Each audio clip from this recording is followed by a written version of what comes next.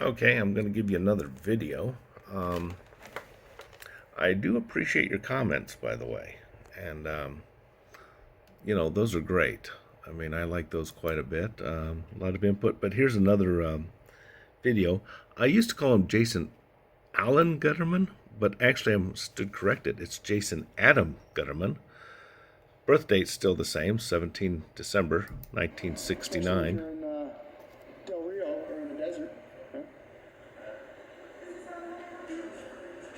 Progress, customer service, teamwork, Team Del Rio. Cool. Somebody's got better. City Secretary's office. Not in today. It's a nice sunny office in here. Yes. Okay, very cool. I've never seen anything like that. That's cool. That's good that you can do that without coming in. Yeah. Can stay in the AC in your car. Yeah. He's talking about the drive-through window. He's never seen one before. Okay. He's in the Del Rio Municipal City Hall, basically in Texas, and nothing happens. Well, thank you very much. Nobody complains.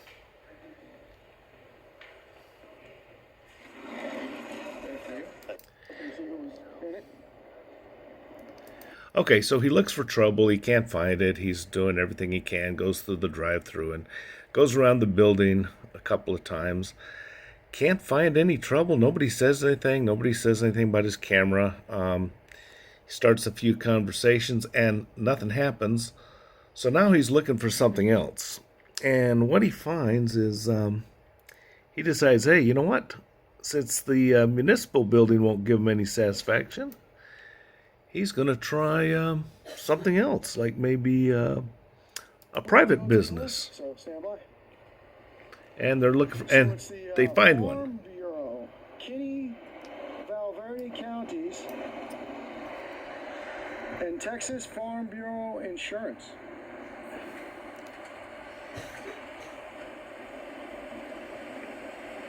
And he's peeking through the window. Can I help you? Sorry? Can I help you? No. Oh, I What would do you- appreciate if you're not. What are you offering? I have insurance. Do you need insurance? Insurance? Yeah, could you please not film me? Can I please not film you? Yeah. Why would I? What do you mean? Why are you pointing a camera at me? Because you just walked out and started a conversation with me? Because you're filming inside my building? We're taking a look at your building. Okay, well, can I help you with something? No. I don't know. Well, like I said, I don't know. What are you offering? We sell insurance. Do you need auto insurance? No, I'm pretty good on insurance. Life insurance? No. I'm good. All right, well, thank you. All righty, Good thank day. you. You too. Seems a little weird, so they called the police on him. Yeah. How we doing? How you guys doing? Doing good. Where y'all from? Sorry? Where y'all from? Can I ask who I'm speaking with? My name is Officer Hammock with the Dover Police Department. Officer Hammond. And badge number? 2377. 2377. Thank you. We just got some calls about you guys out here. And notice he never provided his name. Okay. This is a bad habit that the police are in these days. As for name, the guy refuses, and no, okay, well, that's okay. The Supreme Court did make a decision recently when Judge Scalia was still alive. Basically, if any cop asks you for your name, you have to provide it, and you have to state your present business. That is a recent Supreme Court ruling. And no, you don't have to commit a crime for the cop to ask your name, but the Supreme Court did rule on that. And, well, anyway, as usual, he's refusing. Filming, just wondering what was the reason for it. Wondering what's the reason I'm out here filming? Yeah. Just because I feel like being out here filming? Y'all from South Dakota? I answer certain questions.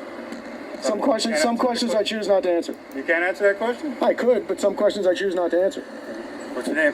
That's another question I choose not to answer. How we doing, officer? How you doing? What's going on? Can I just get his name and badge number? Yeah, Officer Homer Pettis, badge number 1932. Thank you. I'll take it. What's going on?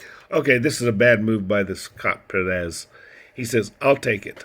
So, basically what he's done is he's already dismissed the other cop. He says, okay, I'll take it. I'm in charge. The way we were taught at the police academy was that the first arriving officer is the scene commander.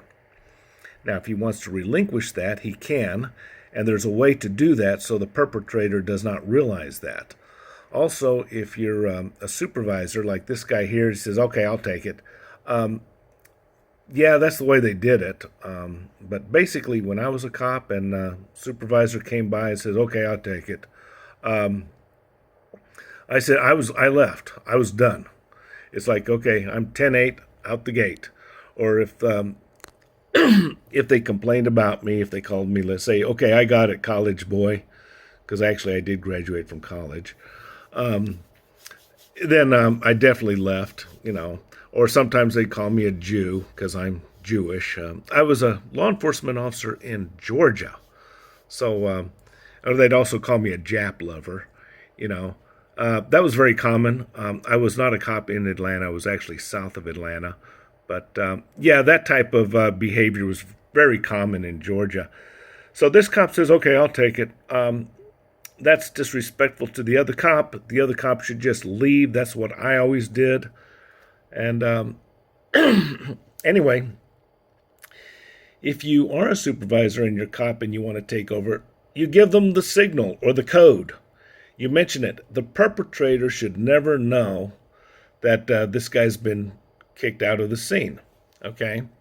And there's a lot of things you don't want to communicate to the perpetrator. This guy obviously was not respecting that protocol. They probably never taught it to him.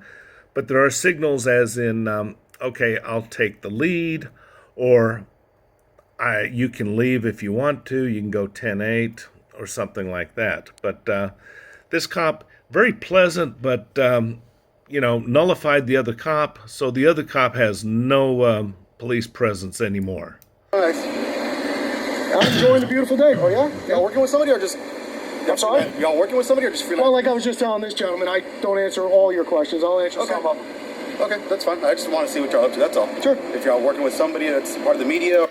Jason Gutterman is obviously very uncooperative, okay? And as usual, you'll see he does not want them to interview the opposing side. He never wants that, okay?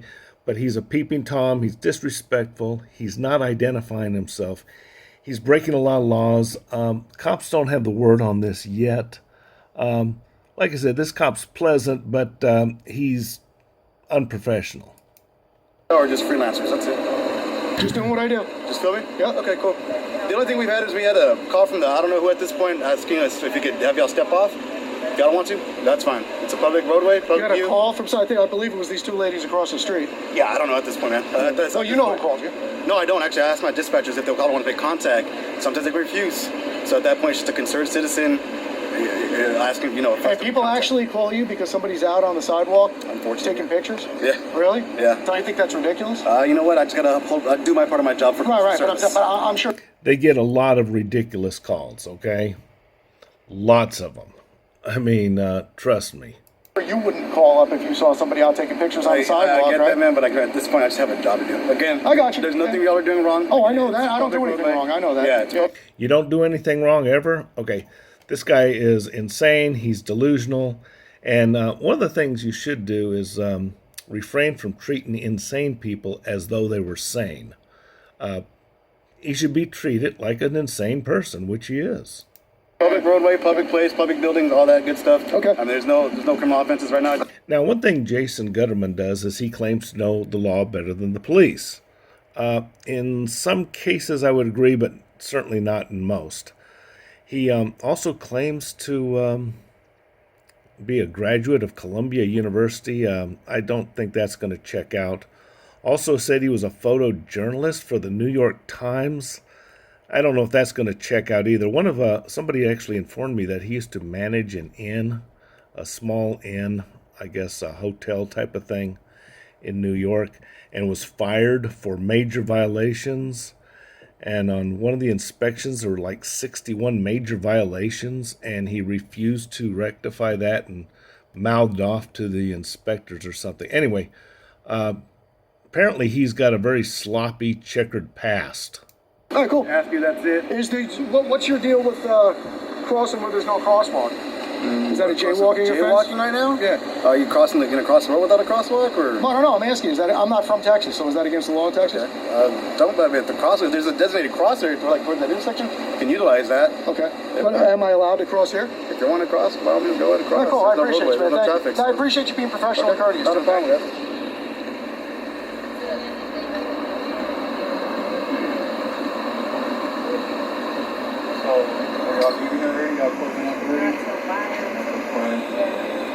Just keep in mind, fellas, it's going to be a private business. And let's go back and film in front of their windows, right in front of these guys, so nobody gets confused. As you can see, the police did nothing. They didn't stop this guy. They never got his name. They never got his ID. Is there nefarious intent on Gutter Trash and his son, the fairy godmother? Well, let's take a look at something else. Would you say this is nefarious? What do you say, guys?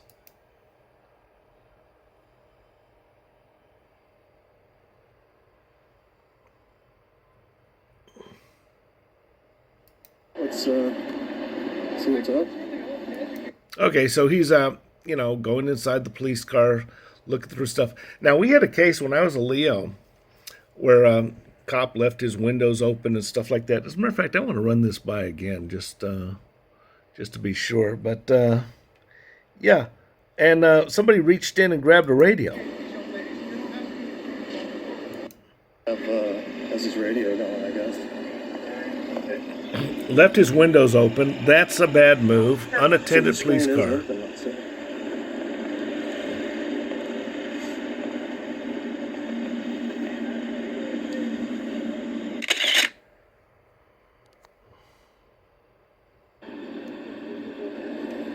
So we came back out. Let's. But yeah, we actually had a case at my department, actually. Someone left their car unattended, windows open, had a radio inside, and somebody went in and reached in and grabbed it and stole it. We actually found the guy later on. But anyway, yeah, this is nefarious intent, and this is not a First Amendment protection activity.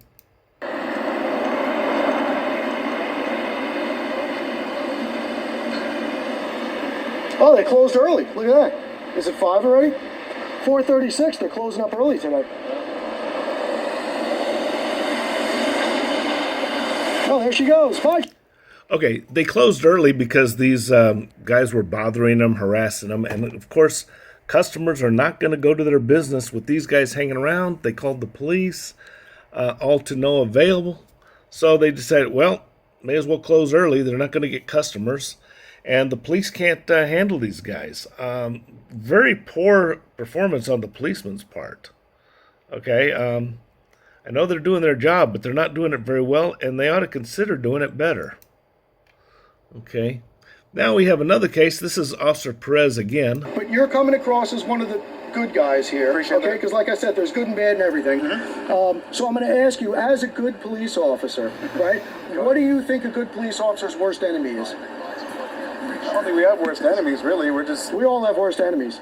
not at all. I mean, every call's different for us. Unfortunately, here in Del Rio, we're a pretty small community. We respond to all kinds of calls for services. So let me tell you what I feel that your worst enemy is. Okay. A bad cop. Absolutely, yeah. Because bad cops are out there getting you guys hurt. And, somebody could have a bad experience with that officer that just left here today, right? Next thing you know, a week or two goes by, they're still upset about it. Okay, basically, as a cop, your job is not to suck on it and kowtow to these perpetrators. Now, notice this cop. He's got his seatbelt on. He's in the car, open window, and the perpetrator's outside. While I was a cop previously, there was a situation very much like this. Perpetrator's outside, cop was in the car, and the perpetrator pulled a gun out and shot the cop in the face. The cop lived, but he was blind for the rest of his life, and he was fired. And now we get into a lot of liability issues, so the cop was found to be derelict in his performance. And so that's for insurance purposes, okay? So I don't know what happened, but the cop was officially fired, and he was blind for the rest of his life. This guy did not use the interview stance previously. I guess they don't teach that anymore. I would just like to say that these cops really need to clean up their act. And notice he's got his screen exposed and stuff like that. This guy's just lazy, okay? And, I mean, yeah, he's friendly, but... and then Jason says, well, you know, you're going to get hurt one of these days. One of these guys... Jason's the type of guy that's going to shoot one of these guys. Jason's displaying a lot of signs, okay? And too many to ignore. But basically, my concern is this maniac, this crazy lunatic, this Signal 22 Jason, he's going to do something, and it's going to lead to something very unfortunate. It's only a matter of time. The guy's getting more and more out of control all the time. Anyway, I'm just putting in my 2 cents worth. Hopefully, some of these cops will take heed and maybe try to apply some of the old school methods. Looks like they're not getting a lot of support from either end, though. It's a tough profession, and they ought to be thinking more about themselves. And you know, I know that sounds a little selfish, but when I say they should think about themselves, they should think about their safety. Okay.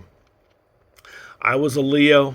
I sympathize with that aspect. I realize there's a lot of dirty cops and a lot of bad ones. I certainly know that. I don't condone that, but there are people trying to be good ones. I know that as well. Anyway, I decided to post another video.